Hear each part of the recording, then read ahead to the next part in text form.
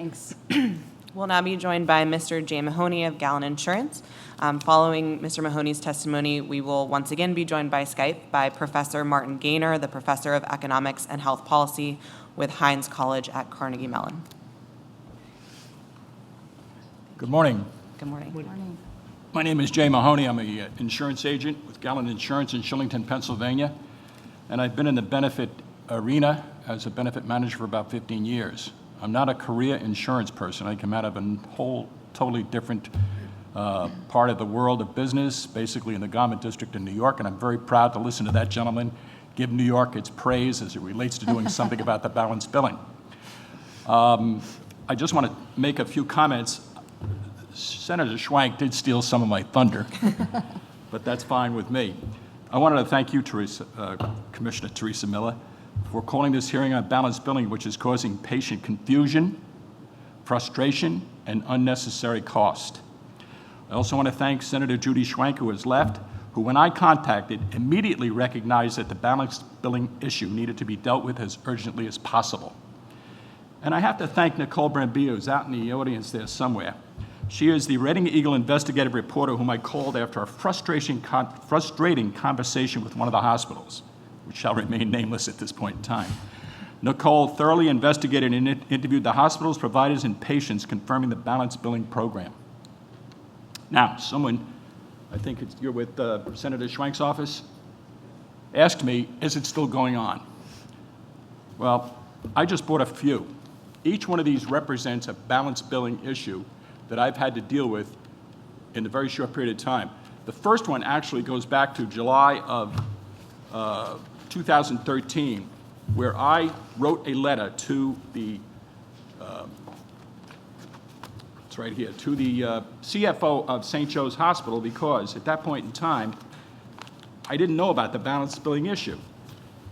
After this lady had and I redacted her name, I didn't get permission to read her name, had produced a procedure at St. Joseph's Medical Center in February of 2013. That's how far back this is going. The issue is the radiology images were sent to a non-participating provider to read. This lady continues to get an invoice from J.M. Winston Radiology for $150 less than out-of-network payment by United Healthcare of $2113. J.M. Winston is not a provider for all of the healthcare insurances that St. Joe's use. So that is the major part of it, okay? I also, before you became the commissioner, so this is not a reflection on you, on December 23rd, 2014, I wrote to the Pennsylvania Insurance Department. Patients at the Reading Hospital are being billed unfairly for imaging services from West Reading Radiology for services performed at Reading Hospital. These bills are generated by the fact that Reading Hospital outsources the reading of the images to West Reading Radiology, a non-participating provider. West Reading Radiology does not accept all insurances. The imaging service is performed at the hospital, and those images are given to West Reading Radiology to read. The patients are totally unaware of this practice and are sent additional bills for the out-of-network procedure. This is only a part of what I've dealt with over the last several years. It's 26 of them, I think, here. In many cases, there should be no additional charge for the imaging performed at Reading Hospital on behalf of their patients. The question is, how many patients have paid that I'm not aware of unnecessarily for these services to West Reading Radiology? When I personally tried to discuss the issue on behalf of some of my clients, the Reading Hospital Billing Department told me it was not their problem. Reading Hospital should use providers that accept the same insurances that the hospital accepts and should not overburden their patients with additional charges. That day is the day that I called Nicole Brambilla of the Reading Eagle. And she tempered my rhetoric and swear words, I'm very happy to say, and then picked up the ball and it has written several articles about it, one of which has generated the interest with Senator Schwank, who I am very, very happy has gotten involved in it. I wrote to Senator Casey, and I will tell you that Senator Casey did send a letter to HHS, the Health and Human Services, and the part of that letter I'm going to read. I am disappointed to learn that some women seeking out the screening that is recommended for them and that is supposed to be covered without additional charge are being surprised with balanced billing charges because the radiologist who read their mammogram results was not considered an in-network provider. That itself is going to stop women from going to get their mammograms, which, if caught early, breast cancer can be treated and eliminated. And to me, that's egregious. Billing charges because radiologists who read their mammograms was not considered an in-net provider. It goes on and on and on. Senator Schwenk, I'm following up on Mr. Mahoney's May 2, 15th inquiry. My concern is that while this oversight impacts all kinds of medical procedures, it is particularly egregious to me as co-chair of the Pennsylvania General Assembly Women's Health Caucus that a medical procedure like mammograms has become more costly for many women, especially when the ACA stipulates that these essential procedures are supposed to be covered at no additional cost under the ACA. The intent of the ACA was to eliminate that situation.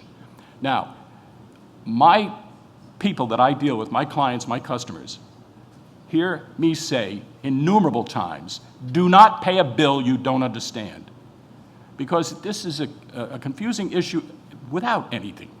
So that's how I've gotten to adjudicate a lot of these issues. I don't know how many people out there have not had somebody to stand up for them and fight for them as it relates to getting these bills taken care of. It could be thousands for all I know. I mean, I must have 150 to 200 people in the last couple of years that I've helped out with this kind of thing. I want to really thank this gentleman and the last presenter because it is completely, I'm going to read this, it is completely unreasonable and horribly unsafe to expect a patient lying on a hospital bed waiting to go into surgery to ask the anesthesiologist assigned to their care if they accept their insurance. And I'm sitting out there next to my wife, who's very wonderful to me too because she puts up with me. Well, maybe we ought to have our insurance cards tattooed on our foreheads so that we don't have this kind of an issue. Another one, when I go to the hospital, there's no sign posted that says the radiologist, the anesthesiologist, the pathologist don't participate with the carrier that I have. There is no way as a patient you would know that, and you go in because your doctor participates and the hospital participates in your health plan, and then these bills start coming. You don't understand why they're coming. You think you followed the rules. I deal with a lot of nonprofits in my area, a lot of them. I'm on the board of a couple of the nonprofits in the area, and I'm very, very concerned as it relates to what happens with this kind of thing. Sorry to say, but in the nonprofit arena that help a lot of people in this state, those people are not highly paid. And every dollar they earned is important to them. Many of those people have gotten these bills and are not able to pay them, and where do they go? They go collection, and all of a sudden they're getting bills from a collection agency threatening them. And they should have never gotten a bill to begin with. So this is an issue that I'm extremely passionate about. One last thing I'll read. This was from a letter that one of my clients sent to me. Thank you for making us aware of this issue at Day Springs Insurance Meeting. That's one of the nonprofits in my area that I work with. Otherwise, my husband would surely have written a check for the bill as soon as he saw it come in. People are paying these bills, not even understanding what they have. Yes, it is a major issue. The thing that gladdens me to a great degree is the fact that you're involved in this. And I think with your help and with Senator Schwenk's help and with whoever else can get involved in this situation, it's going to be taken care of. It is a major issue right now. And I really thank you for bringing me here, and I'm very proud to be here and to stand up for my people and to see if we can get this thing taken care of. There's two other things that I want to throw on the table as it relates to looking at the whole healthcare arena. One is the step therapy issue. Now, step therapy, for those of you who don't understand it, is that the pharmaceutical companies require a patient to go through the generic medications before they're allowed to get the brand. In many cases, the generics do not work for people. I've got one in my office, which is really why I'm bringing this up right now, a young lady who has a tremendous problem with her esophageal reflux and constantly throws up.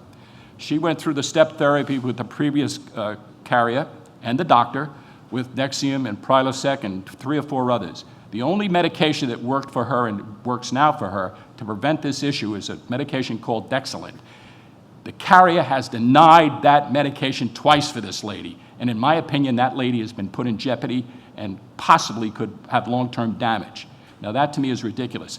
I think there's an issue with this step therapy also, where there are people in these carriers, I don't know who they are, I've never met them and never heard of them, who are making decisions on people's lives. When the doctor says that the brand is necessary, the brand should be given to the patient without question. The doctors are being second-guessed in these cases with the step therapy. I think that is something we have to take a look at. The other thing that I'd like us to take a look at one of these days is the ambulance services. I'm not against ambulances. I'm saying there's no control over them. I had one recently where it was $13 a mile to take somebody 20 miles to the hospital, $13. So I figured I'd tell my boss, when I come back today, I'm going to charge you $13 and a mile from my home to Harrisburg and back.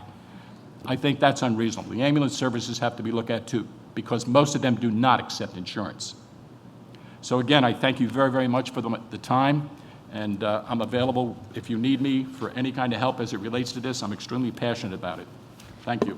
Well, Jay, I just want to thank you for being here. I think this is an issue worth getting passionate about. I appreciate your passion, and thank you for being so diligent and being so dedicated and helping these clients of yours and bringing this to both Senator Schwank's attention and then to my attention. So thank you very much. I Thank you, appreciate it. Thanks Commissioner. for being here I appreciate today. it. Thank you.